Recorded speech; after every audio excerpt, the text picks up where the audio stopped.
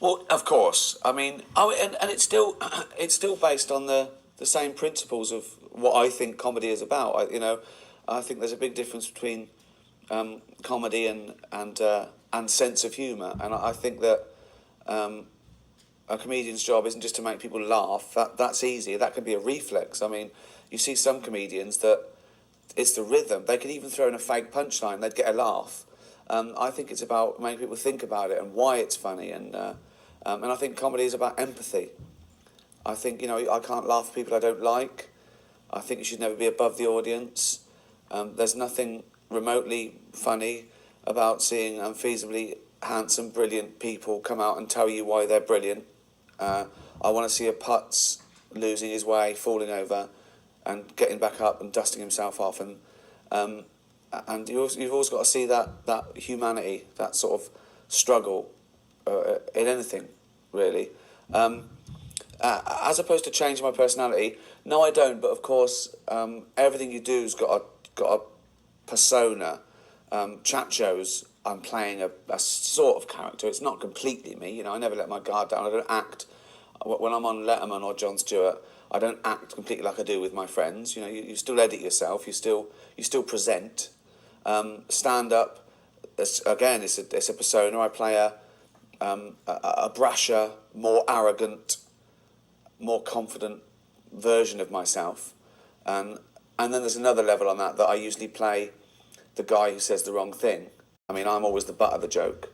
I'm ignorant. I come down on the wrong side. A joke I do, Nelson Mandela, what a great guy, often gets a round of applause. I go, incarcerated for over 25 years, released in 1990, he's been out now for 19 years, and he hasn't reoffended. I think he's going straight, which shows you prison does work.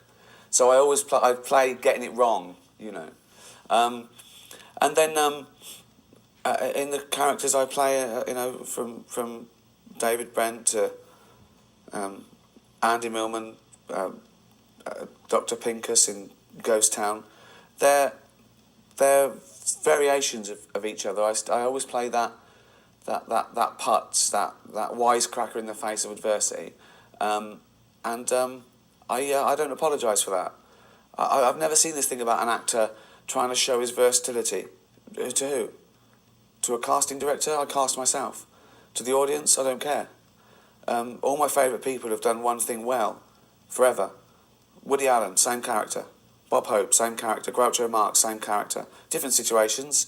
Even great actors, they play versions of themselves. They play it with their voice. They're Dustin Hoffman. I've never been impressed with people going, oh, they wear 3 different wigs in that. I go, who cares? Things like, I don't know, sketches and those, they don't resonate. They don't mean as much as a character that's got a full development and a narrative. My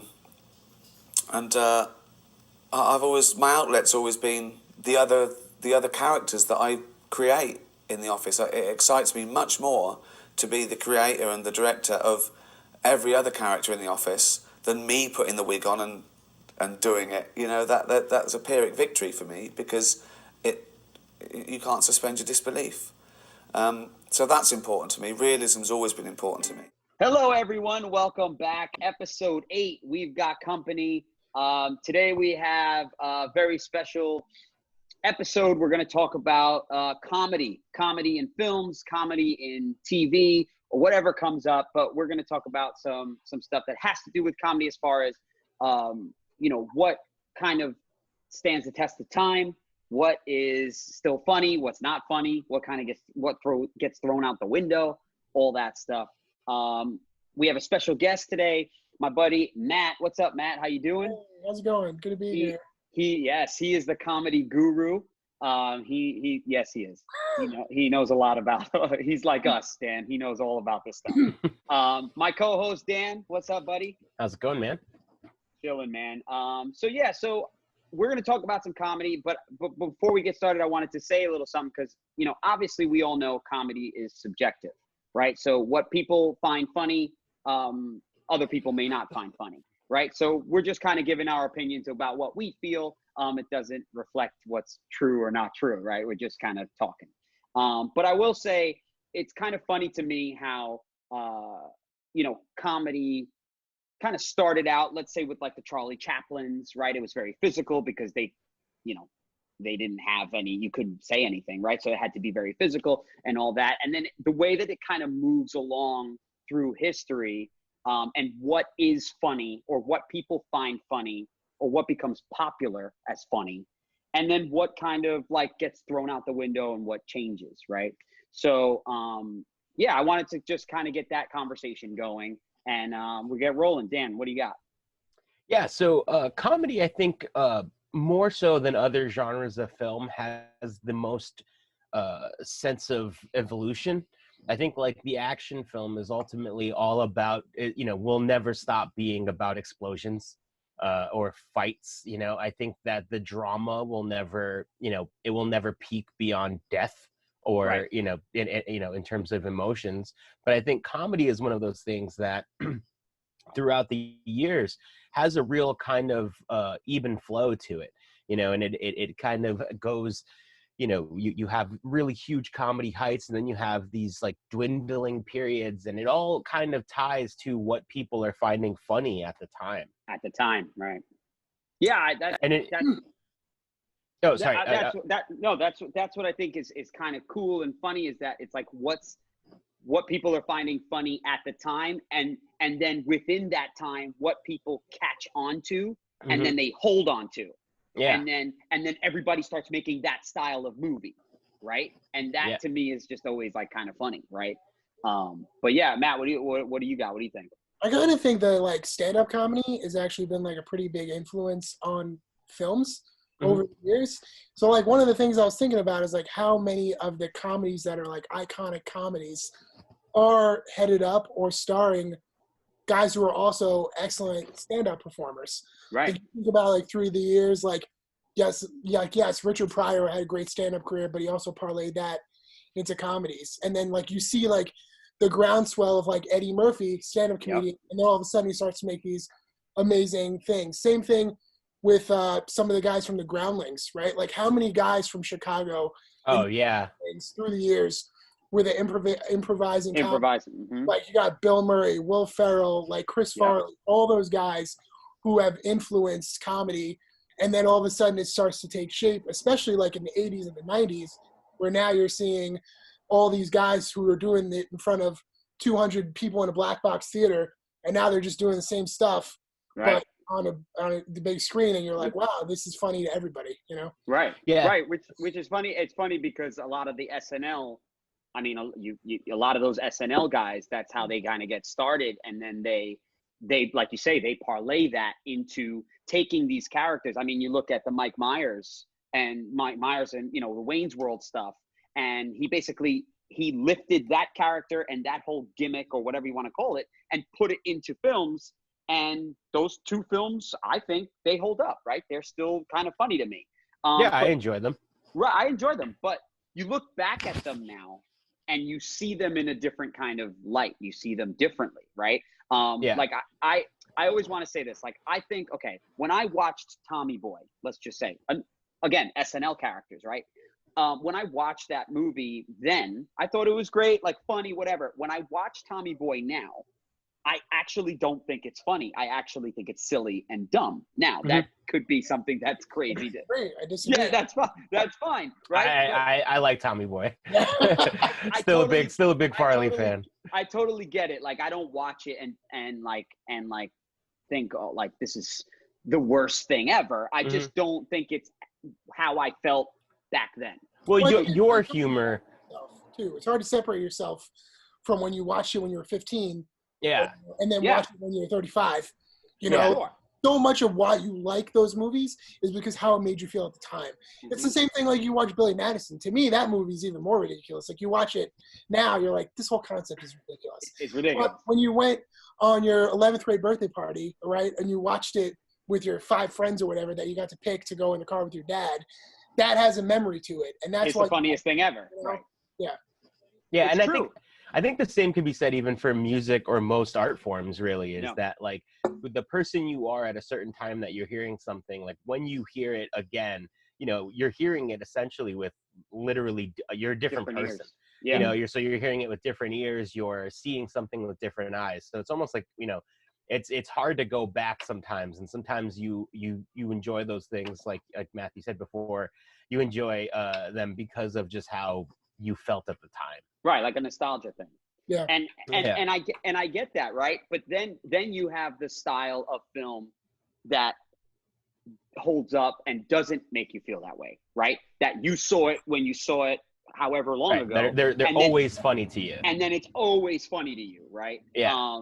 You know, like I feel like this new generation of the Judd Apatow kind of riffing kind of comedy, I feel like that comedy is standing the test of a certain time, right? And people are still kind of making movies that way now, whereas, you know, in the 90s, you know, you had like the Billy Madisons and the Sandler style movies, the Tommy Boys, all those, and then they started to transition, and then you had your American Pies and those style movies, and then now like those Sandler style movies are just not happening anymore. They're not working anymore. Well, they're happening. No, they're happening. Well, They're yeah, just they not are happening. successful. I should say they're Yeah. happening, but they're not working.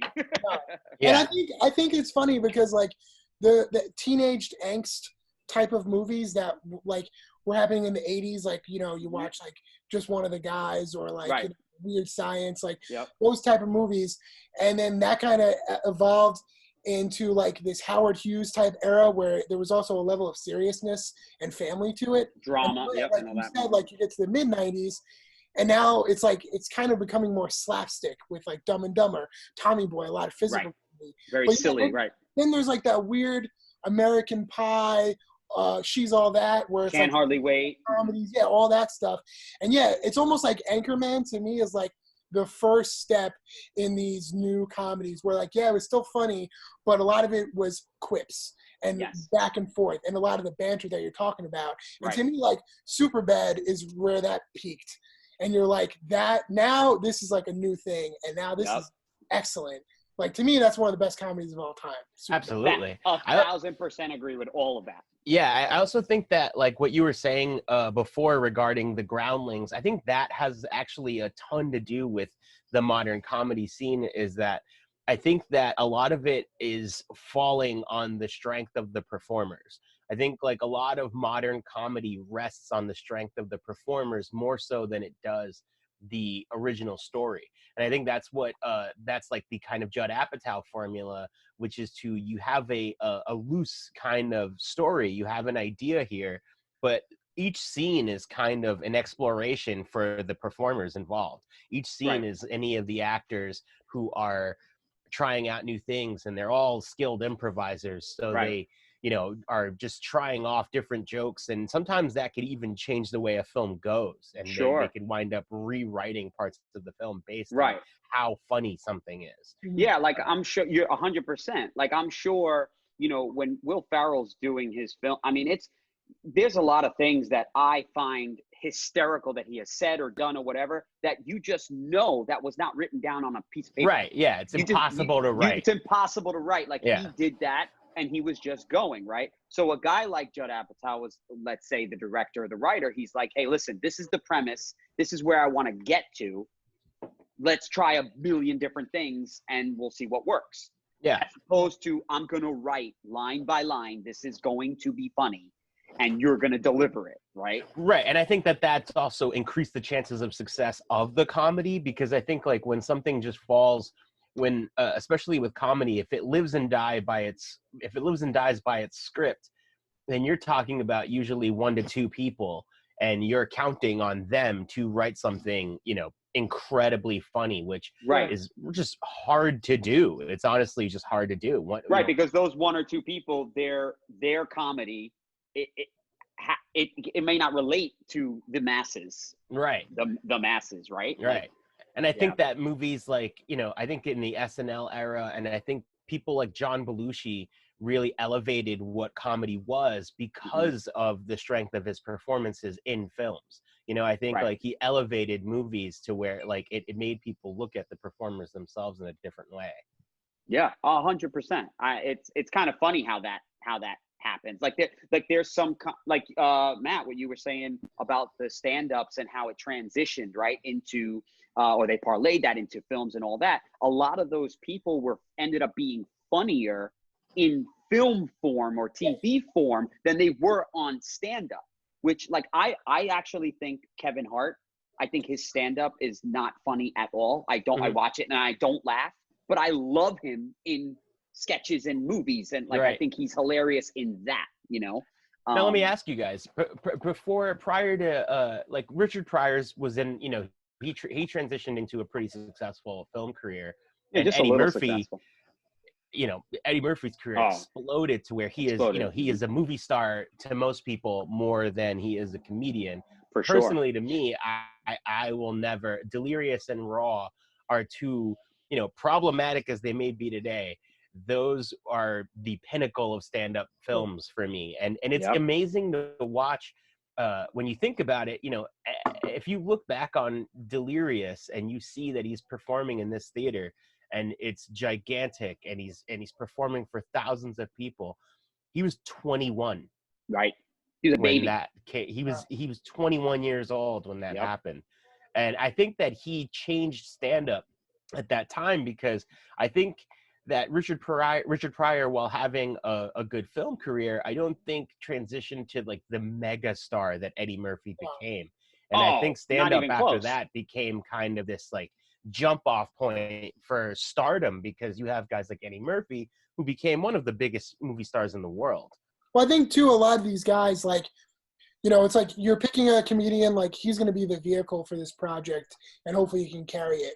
But then I think along the way, Eddie Murphy and some other guys started having more creative input into these films, especially when you get to the 90s and you see, you know, Dr. Dolittle and the Nutty Professor, and like how he was able to, like you said earlier with Mike Myers, right, with Wayne's World and with Austin Powers. It's like, yeah, I'm in this movie, but I'm also like the driving creative force. Right.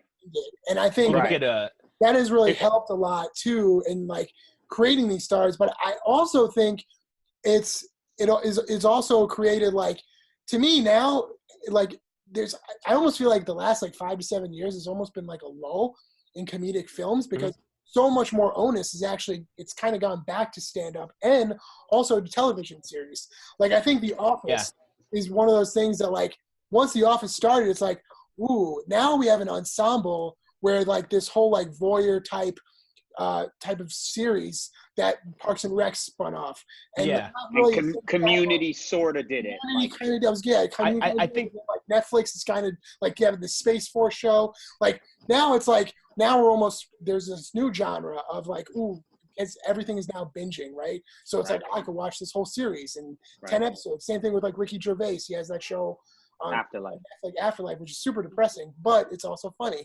And I think that's also the Judd Apatow effect, because so much of Judd Apatow's comedy is rooted in reality, and like halfway through the film, you kind of start to feel like shit, and then like at the end, you're like, oh, okay, you know. But what's funny, and it's funny that you bring up the Gervais thing, because I was actually going to talk about that, because he was doing what he was doing in England with The Office before the Judd Apatows and all that boom and everything. Then that idea came here, and then The Office was one of the biggest shows ever. Well, right? The Office also signaled a huge sea change in comedy as a whole. Yes. You know, the Office coming to America, I think, was like a real wake-up call for the entire American comedy world. You know, and everything kind of tried to replicate the success of The Office after that. If you look at almost every TV show that was a comedic that came out in the 5 years after The Office debuted, they're all these kind of self-referential mock reality show kind of thing to try to just echo the success of The Office.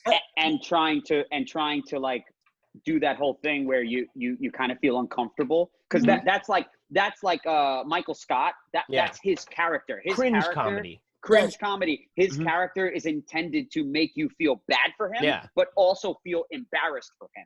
like I all the time. I love cringe comedy in particular because I think it does something that I relate it to horror films, in that horror films kind of make you enjoy being afraid. And I think that a lot of cringe humor takes That's a good point. something that you Yeah. otherwise feel absolutely awful about, a feeling that most people do not like, and Right, makes right. it the most, the funniest thing in the world. The Yeah. Office, I think, is, in my opinion, is the funniest television show ever created.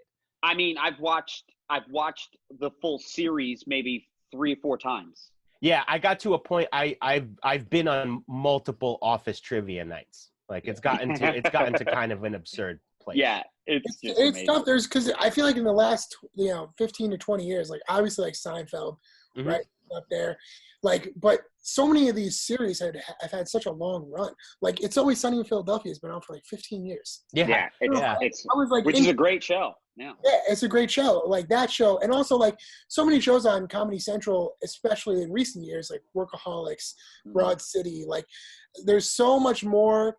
I feel like onus on like, okay, we're gonna do like these small snippets rather than films. That's actually what I've enjoyed more in the last 5 to 10 years when it comes Well, to. Yeah.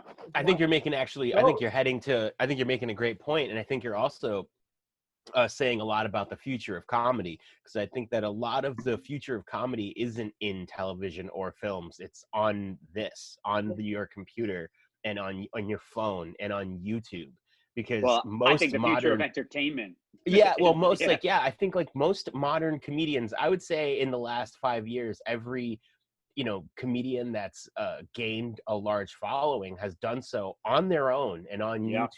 YouTube, by themselves. And so it's like I think it creates this almost like a Wild West type of content window, where everyone is putting stuff out, and everyone is, you have something coming at you from every direction. Yeah. So there's so much out there, and I think that is a large part of how comedy is consumed by most people. Well, and Netflix is a big part of that, because they basically now have this thing where, I mean, all comedians want to be on Netflix, where, back when we were growing up, a comedian, if they wanted to get on HBO, they wanted an HBO special, right? You want that HBO comedy hour. Right. Or you wanted a half hour on Comedy Central, that Comedy Central show. I mean, that's how Dane Cook. You want to get on Premium Blend. Premium Blend, yeah. Premium Blend, right? You want, wow. You wanted to get on those things, but now, you have the social medias and you have all this, so you can use that to catapult you to that next level. Like there are so many people. I can't tell you, like Chris D'Elia. You know Chris D'Elia. Yeah. Honestly, his stand-up, I don't think is funny. But when he's riffing and he's doing stuff like on podcasts and he's like doing stuff like that, I think he's hilarious, right? I'm with you. So yeah, so it's like, it's kind of weird that way. It's almost like he doesn't have a good routine, but he has good banter. Like somewhere within his joke, you're like, this is a bad joke, but he'll say something within the joke and you'll laugh. 1,000%. Yeah, I don't particularly like him as a performer, but I do find his social media presence and overall internet presence to be very hilarious. funny. Yeah. So like, and I wanted to kind of, because you're talking about banter, I wanted to kind of go back, because I wanted to mention this because I think it's interesting. The Judd Apatow world that we're in, and I call it him because I feel like he's like the catalyst kind of for it. Where you have your Will Ferrells and all them, but he's like the catalyst, right? I feel like it's funny because Vince Vaughn was doing that kind of style prior to all of that. Yeah, the banter. That like banter, like quick talk, and then you just kind of like picking things up while he's talking. And I always find him to be very very funny, obviously, and I find him to be like underrated in that kind of sense. Because when you watch Swingers, that's all he's doing in Swingers. Well, I mean, someone could also argue that a lot of that actually has maybe even more to do with Jon Favreau than Vince Vaughn. Yeah, he wrote Yeah, right. But you can tell. But saying that, you can tell that Favreau was in that movie was probably like, Vaughn, Vince, dude, I want this to get somewhere. Yeah. Just go. There's no way he wrote all of that stuff for Vince Vaughn. Yeah, he never You know what I mean? he never wrote the diner scene. Yeah, yeah. No way. yeah. No way. Yeah. Vince Vaughn, he didn't write in, take the food off the guy sitting behind you's plate. And Right. then bring it back and go, I would never eat here. Right. There's just no way. Yeah. Which I think that's funny. Like kind of like how he's this guy that existed in this world, right? And The problem was, I almost feel like he became like typecast as that guy, because by the 100%. time you get to Wedding Crashers, it's like, okay, and then that's a great movie, right. but then it's like you've already seen him do it in Dodgeball, you've already seen him do it in Yeah. what Old School, you know, Old like School. you saw it, and you saw it like every year for like 3 or 4 years in a row. Right. Like, he was playing the same. Yeah, he just became that guy. Became that. So he's almost lucky that he was in the Wedding Crashers movie, which ended up being a great movie, and then his character worked within that movie. Yeah, because now it's weird. It's like you see him on Curb Your Enthusiasm, and he's still just playing that guy. He's that guy. Yeah. But it's better in doses. It's hard for that guy to be the vehicle for a movie because it gets to be overbearing. Yes. Yeah. That is possible. Yeah, it could be overbearing. I think that overbearing, like we're just watching this one guy, is kind of what we saw is like how we needed to evolve past that. Because you don't usually see movies now where it's like you see Kevin Hart. He still does that, where he's like, I'm the funniest guy in this movie. There's nobody even close. But you don't see that as much anymore, especially in shows. In shows, you have guys who you like more than others. One guy is funny, but this other guy's funny too. Like, yeah, when you watch Parks and Recreation, like everybody's funny. Like Aziz, it's a full ensemble. Like everybody's funny, and I think that is like one of the things that really, it's like there's strength in numbers when it comes to comedy, especially over the last 20 years. Right, which is funny, right? Because in like those '90s movies, you didn't really have that, right? You had the one guy, right? Yeah. The star was the funny guy. This is an Adam Sandler movie. This is a Chris Farley right. movie. Yeah, and then everybody else was just kind of fitting in around this guy. Where this guy, you know? Yeah, now there's more characters that everybody can find funny for their own reasons. That's That's one of the problems that I think Will Ferrell is having. Is a lot of his movies lately have been just like him or him and John C. Reilly. Like Sherlock Holmes was so brutal. bad.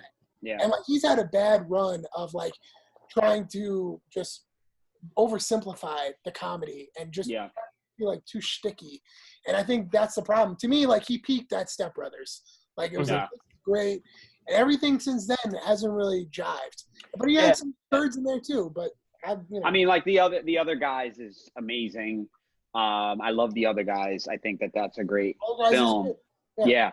But yeah, he's that might be a product of nobody around him that can do, let's say, what he does. And like you said, then he has to be the guy who's running the show. But his style of comedy, he needs other people, right? Sure. Like the John C. Reilly, like Talladega Nights, Anchorman's, like, you watch Paul Rudd in Anchorman and you're like, this guy's the funniest dude on the planet, right? But he's not even like he's not even close to the main character. Oh. Yeah. But yeah, so it's funny. So kind of going back to how, things have changed and what has kind of left, like nobody does it anymore, and what's kind of sticking around, right? And we're going back, let's say we go back to the 90s, right?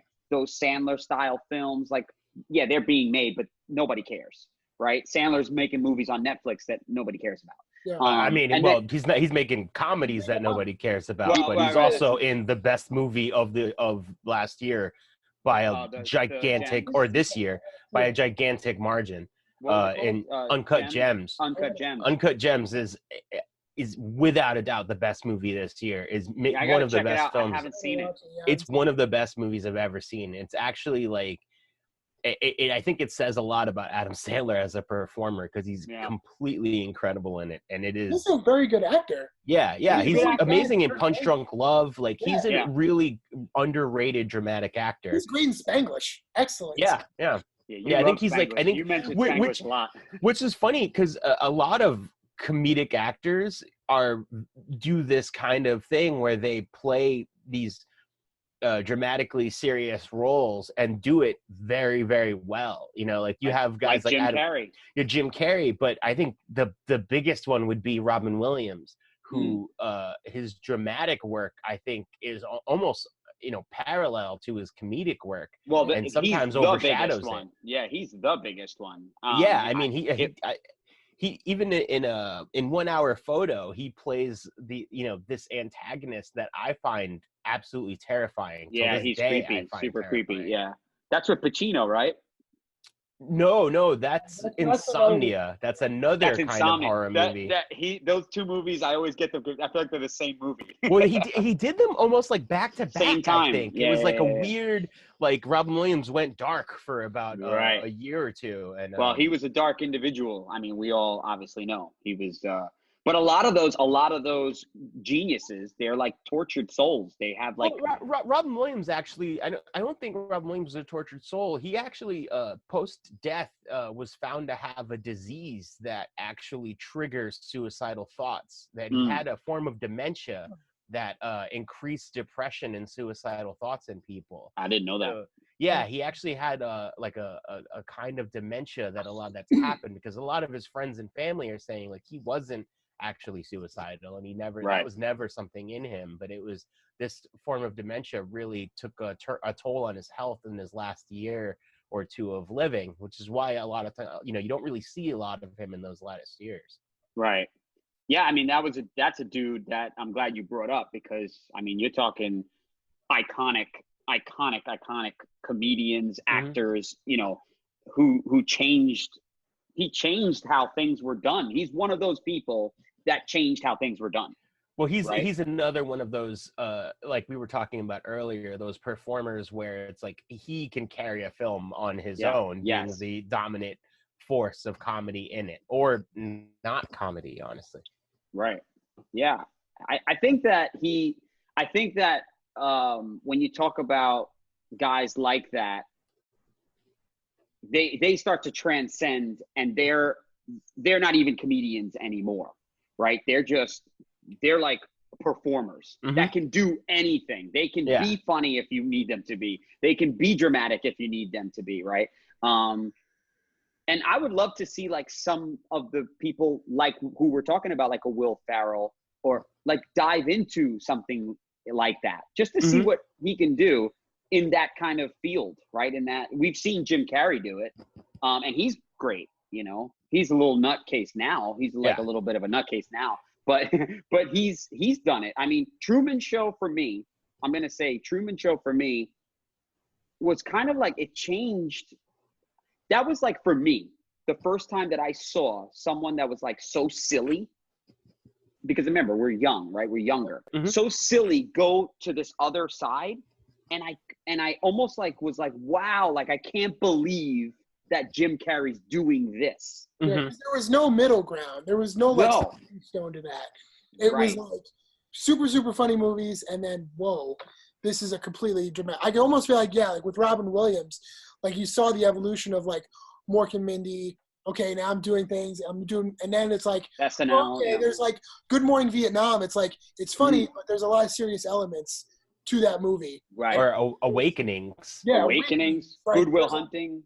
Yeah, and like he would be able to go back and forth with Mrs. Doubtfire and Flubber and all these ridiculous movies. Right. But yeah, Jim Carrey was such like a flip the switch, and that's I think why he got. It's almost like once he flipped that switch, it wasn't the same anymore, because he hasn't really done a funny movie. Yeah, he seems to kind of have an interesting relationship with comedy. Like he seems to kind of have a almost antagonistic viewpoint of his comedic roles. He seems to not really, I don't want to say appreciate, but he doesn't seem to really get the same enjoyment maybe out of them. Like he seems to kind of look at his comedy work as like this offshoot. And he really wants to be acknowledged for his dramatic work. Whereas Robin Williams didn't really have to do that. He didn't have to. Yeah. He didn't have to. He never had to. Force you to look at his dramatic work or his comedic work. And I think that might count towards his professionalism. Because Jim Carrey is such a raw soul. Like that's a guy who was a performer probably right out of the womb and really like scratch and clawed his way to the top. And Robin Williams is a Juilliard trained performer. He is a guy that's it's like two different people. On Yeah, two different you know. animals. Yeah. So I think with maybe with Jim Carrey, maybe he doesn't like that he maybe was pigeonholed into a certain, you know, with the Ace Venturas and all that. He didn't like it. He doesn't like that, you know. But he has to know that like Ace Ventura is like, I mean, it's genius, right? Oh yeah, But, he knows where his bread was buttered. Yeah, I think Sure. you get to a certain point too where, you know, you get to be more selective with your projects. And I think like, which changed everything. Yeah. as you become more famous and as you get more offers, you're like Bill Murray famously is like, guess what? You want to offer me a movie? Fax it over and I'll look at it. Like, you know, like you can't call me. I have no agent. Like that's a guy who's been super hands off 20 years. And then he'll call you like, I want to do your movie. Bye. You know, like, and go and he's had great success you know, over a 30+ year career, right? Picking and choosing what project he wants to do. Some of them are amazing, some of them are not, but he's also stayed true to who he is, and he's another guy who can go from super funny guy to super serious role seamlessly. It's totally believable. And I think, I think that has a lot to do with his artistic integrity, which I think is like a big part of what we're talking about. In that, like, I think it's like what you're chasing a lot of the times matters so much. You know, like Jim Carrey for years seemed like he was chasing an Oscar. You know, like it just seemed like he was going after it so hard. Whereas Bill Murray isn't chasing anything. You know, he's chasing just making good stuff. You know, and so that's why he doesn't really have duds at all. Like his only dud is Garfield, and the reason why Garfield is a dud is because the movie's directed by a man named Joel Cohen, and Bill Murray thought that it was Joel Cohen of the Coen brothers, and it isn't. It's actually another. So Joel he Cohen. Signed up. So you're saying signed on thinking he was going to do a Coen brothers directed Garfield. And it isn't that at all. It's definitely that's not a good movie. But what's that? He definitely got paid though for it. Oh yeah. He's doing fine. He's doing fine. Doing all right. He's doing now, all right. You mentioned something earlier, Angel, that I want to just run back to real quick, which is eras of comedy that have kind of come and gone. And you mentioned the kind of silly Adam Sandler esque comedy era of the early 90s, but I think it's worth talking about the late 90s, early 2000s gross out era of comedy, which is something that I am always curious, because that is an era of comedy that I'm curious if we'll ever see again, because it comes at a particular time of, you know, we had a certain politically correct movement happening around the mid 90s. You had what was like the PC era of comedy, where a lot of things were about kind of bringing attention to social issues and things like that. There's even the movie PC. I don't know if you guys have ever seen that. It's a classic.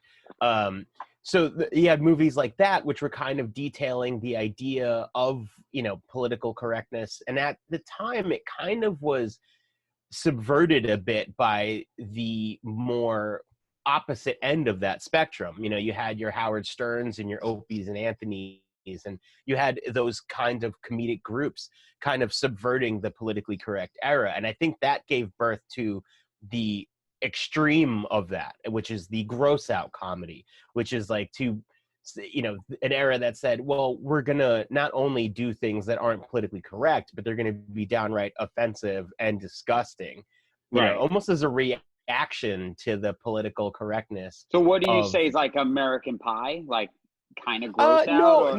Not really American Pie. I would say most of the Farrelly Brothers catalog. Like the Something About Mary's and the Something About Mary, those kinds of films. Yeah, exactly. And there's a lot like them at that particular time. But do you guys see that era coming back? Because I don't. I kind of feel like this current political correctness, you know, in this woke era, has kind of really, I think, finished off the gross out, kind of offensive for obscenity's sake era of comedy. I think some of the actually the Adam Sandler movies that are going straight to Netflix have some doses of that. Yeah. Most of them are really lowbrow, Mm-hmm. and they're like the Which lowest. is why it's not working. Like, here's the thing: I watch all of them. I don't enjoy them, but I watch them because Mm-hmm. like, sometimes it's just like I'm gonna put it on. It's mindless. I don't have to think about it. I'm just watching it, and like I almost feel like once he signed that deal with Netflix, most of those movies, I mean, they're awful, Mhm. but Yeah. you're also watching it, and once in a while you're like, but they're Yeah, not right. good. The problem is, I still think it's making a lot of money for Netflix because they're always in the top 10. Every time Right. they come out, Right. you'll watch it, you'll talk about it. Even if you're, that's the other thing too. It's the classic, like, any press is good press. You're Yeah. talking about how bad it is, but you're still talking about it, you know? Yeah. And I think that's part of it too, is like, Well, yeah, and make his something name that's value, trying, you know? right? But his name value brings people to the movies with the hope that it's going to be Sure. good, because his name value does that. Where if you saw any title of one of those stupid movies that he's doing on Netflix and it wasn't starring Adam Sandler, it's one of those ones that you're just going to keep going right on. You're not even going to look at it. But a lot of them don't star Adam Sandler. I'm saying like the one that just came out, The Wrong Missy, right? It stars David Spade. You know David Spade. Like, I know David Spade. Somebody who's 12 doesn't know David Spade is, so they're not watching. Yeah. But I'm watching it because I'm like, Tommy Boy, David Spade. Right. Same thing with like Kevin James, like Rob Schneider, like all of his little troupe of guys, Nick Swartzen, all those guys that he made what are those movies? Grown-Ups. Grown-Ups. All the Grown-Ups crew, Chris Rock, all those movies star all those guys. And guess what? Grown-Ups, also a lowest common denominator movie. It's not good, but it's so popular and it made so much money, and so did the second one. And to me, that's similar to a lot of what Eddie Murphy was also doing in the late 90s, because a lot of those movies, like you say, gross out. Like The Nutty Professor is gross. Oh, yeah. Those movies are kind of gross. Like, there's a lot of like physical poop, like gross humor. Yeah. But a lot of them are super successful too. So here's the thing I always say, like, listen, a lot of the world, like, there's a lot of smart people. There's more dumb people in the world. You know what I mean? And people just watch it because they want to be entertained. And I think, I think to your point, Dan, like, I think it's already here. I think it's here and people are already consuming it. And like, it is what it is. And I also think a lot of the stuff you see on YouTube and a lot of the comedy that's being put out there, a lot of it is like super lowbrow. Anything that you could consume in 12 seconds or 20 seconds, it's hard to get your point across, right? So it has to be physical. It has to be stupid. It has to be gross. It has to catch your attention and nail it within 30 seconds, or else you're going to the next thing. Right. Well, that's interesting. And that goes back to, it being subjective and the kind of people that they consume what they consume and they enjoy what they enjoy. And then there's the other people that, they like something totally different. Right. But I think that this era of, let's say, comedy film, let's just say film, whether it's TV film, I think that this era is people are going to grow on they're going to expand on this era. Yeah. I don't think that the 90s and all, I don't think that that's going to come back. Yeah. The way that they're just going to expand on what's already happening now.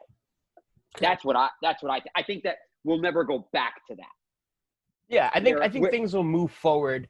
I think some things will. I think like I think we're on a real kind of new place. Not new, but I think stand-up comedy has kind of taken a real.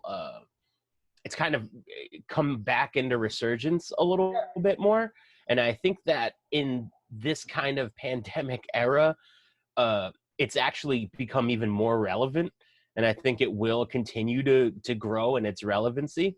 I think it's great because you get a new comedy special on Netflix or HBO like every week. And I remember like growing up, you were waiting for those. You'd be like, oh man, Jerry Seinfeld's going to be on HBO in 2 months. Yeah. You know, and now it's like, oh man, Jerry Seinfeld's got one right now. Tom Segura, Chris Rock has got 2. Dave Chappelle's got 3. I could just consume all this, and it's all funny. And even if it's not great, like the Chris D'Elia one, like I still laughed. I still enjoyed it. It's still something to watch. Like you said, especially now when like your TV is like one of your friends, you know? Yeah. Yeah, I'm I glad you mean, mentioned Tom Segura too, because I think he's he's my current favorite oh my stand-up God, comic. he's a genius. I actually talk like I'm like he's a genius. Yeah, I Like think he's some of like the things, yeah, probably my favorite current stand-up comic. stand I up. think he hits all the notes that I kind of missed when Louis left. So That guy is another fucking. He's a genius. That new special Mhm. is amazing. Have Oh, you you seen it, liked it? Matt? The Louis C.K. has a new The special? new, yeah. I'll What's it send on? it to you. I'll get it to you. Yeah. Okay. Allegedly. But yeah, right. But After you pay your money for it, you will receive it. right, you'll get it when you pay your money for it. But it's amazing because I always loved him. I think he's amazing. I think that he sees things that people don't see, or people do see, but you don't think of it until he says it. Yeah. That's the genius. That's the genius of Jerry Seinfeld. Jerry Seinfeld, he sees so much stuff that you know is happening in your subconscious, and you only get it brought out to you by someone like him. And then you're like, that's funny, not because this guy is so funny. It's because he's so good at telling you those things that you already know and you don't think about. Right. Yeah, and I think that's like the key to like stand-up comedy when it's referential. I think like the key to referential comedy is for someone to say something that you've thought forever and say it in a way that feels like it's relating to you personally. Yep. And I think that's like that a lot of times is like the mark of a truly, great stand-up comedian. So Dan, before we wind down, I was going to say you have a little thing for us. Yeah, I want you guys to right off the top of your head, we didn't plan this. I just want you guys to come up with one old and one new recommendation for our viewers, listeners, whatever. Top of the head, Jesus. Okay, Matt, you're going one first. old recommendation and one new recommendation. Film, TV, stand-up, whatever. And I have two right off the bat since I so why don't you came start, up with Dan? this. I'll start it off. So my old recommendation would be that everyone, I honestly don't care how problematic it might be in this particular time, but everyone should watch the movie Coming to America, starring Eddie Murphy. I think it is a tour de force as far as like comedic performances go, and he plays I think 5 roles in it. Some that I'm not even going to tell you because it's more fun to realize after the fact that for sure. in itself is another joke in the movie that Eddie Murphy's playing so many characters. It's pretty meta. So I'll recommend that. And another one, newer recommendation is the TV show What We Do in the Shadows. Okay. Now, that's what on we do in FX, right? It's on FX, and it's based on a film called What We Do in the Shadows, directed by Taika Waititi, who also stars in it. And it was my favorite movie the year it was released. It's one of the best comedies I've seen in years, and it's basically about an apartment, or actually a house, that about 5 vampires are living in together, and it's about them being roommates. And it is like by far one of the funniest movies I've ever seen. You just saying that makes me laugh. Yeah, it's just premise. about vampires that are roommates, and that's really what the movie's about. And the show is a continuation of that, and it's a different cast, but essentially and different characters, in fact. Right. And some characters from the film make appearances in the show, and it's just been so good. It's on its 2nd season. And I just want it to keep going. And it's like my favorite thing on television right now. It's like the Office doesn't exist anymore. I don't really watch much comedic television, and it's really been a joy to get into. Matt, what do you got? Okay, so I'm gonna go with a little movie called What About Bob? That's a great recommendation. One of my best friends, his favorite movie of all time, stars Bill Murray and Richard Dreyfuss. Premise is that Richard Dreyfuss is a psychiatrist and Bill Murray is his patient. And Richard Dreyfuss is vacationing in Lake Winnipesaukee. And Bill Murray, a delusional, crazy patient, follows him there. And hijinks ensues. And what's funny about it is that you would think that a doctor who's getting his home invaded by a crazy patient would be the protagonist, but he's not. He's the antagonist. And Bob, the crazy patient, is the protagonist because Bill Murray does such a great job of making himself lovable and hateable all at the same time that the people around him love him. And you as a viewer is almost like you're trying to rationalize why Richard Dreyfuss is so upset because you get it. But then at the same time, you're like, you're the worst because Richard Dreyfuss also does a great job portraying that. So that one. And then really new. So wait, funny little tidbit about What About Bob real quick. Directed by Frank Oz, who is the voice of Yoda and many other voice acting roles. It's like a really kind of like such a great recommendation because everyone involved in that film, from the cast to the director to the writers, are all just, studs, complete, devastating comedians. And then recently, I'm also going to go to the FXX bin, is Dave. Great show by the rapper Lil Dicky. Mm-hmm. And it's kind of a biography because a lot of the characters are in it are the real characters in real life, and just basically his incredible like journey in this hip hop world. And like the main character, who's played by Dave, has done such an amazing job of being himself and being so captivating, and the people around him are so captivating that like you're not only are you impressed that this is an actual person in real life who raps like this, but that his idiosyncrasies and the way he acts are legit, and how just strange of a person he is. And another comedian who's in it, Andrew Santino, who's not playing great comedian, playing a character, but he plays one of his best friends. He's a great stand-up comedian. He's in it too. So it just finished season 1. It just got picked up for season 2, and it's really good. That's Andrew that's Santino cool. On a brilliant podcast right now called Bad Friends with Bobby Lee, who is another underrated comedian. Oh, of Mad TV fame. Yeah, that's Mad TV. Yeah, the later years. The later years, right? I'm gonna go. So to go back and watch, I'm gonna say a movie called Death Becomes Her. I love that movie. I've always loved that movie. I think that it's brilliant in how it's being told.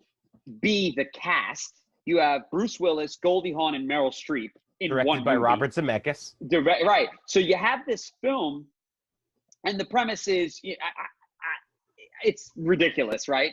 It's a potion. It's almost like hard to even say out loud as like, this is what this movie's about. It's about living forever, and about these normal people, you want to call them normal, their lives and them wanting to live forever and blah blah blah. But I recommend it because it's dark, but it is a comedy, and you have this ensemble, this like unheard of ensemble in this silly movie that turns this silly premise into something where you cannot stop watching. So I recommend that film, Death Becomes Her. I've always loved it, and it's always been something that great recommendation. I go back to. Yeah, it's a stop and watch. For me. It's a stop and watch film.